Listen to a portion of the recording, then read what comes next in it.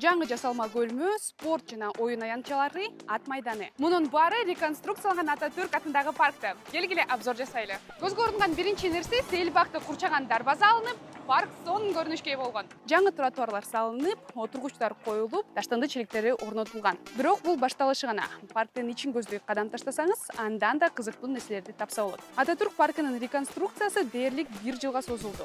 Мурун бул жерде оюн-зоок аттракциондору бар болчу, бирок убакыттын өтүшү менен алар эскирип, балдар үчүн кооптуу болуп калган. Ошондуктан алардын баарын алып, паркты эс алууга жана спорт менен машыгууга ылайыкташтырышкан. Афган согушунун курмандыктарына арналган эстелик дагы жаңыланыптыр. Андан өткөндө жаңы кошумча тротуарлар, веложолдор салыныптыр. Адамдар парктын аягына чейин жөөдө тура алгандай жасап коюшкан. Жаңы ачылган жеринде мындай кооз жасалма көлмө салынган.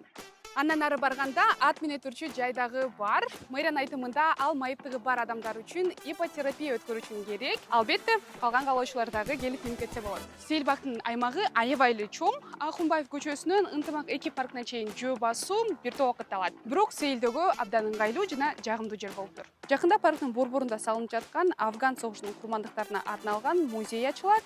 Андан сырткары бул жерде йога үчүн площадка жана шахмат зонасы салынат деп айтылган. Ататүрк атындагы Сейилбагынын реконструкциясы сизге жактыбы? Бош күндөрү бул жерге келип, жакындарыңыз менен сөзсүз чер жазып кетиңиз. Бирок таштанды калтырбай, бактарга жана өсүмдүктөргө аяр мамиле кылууну унутпаңыз.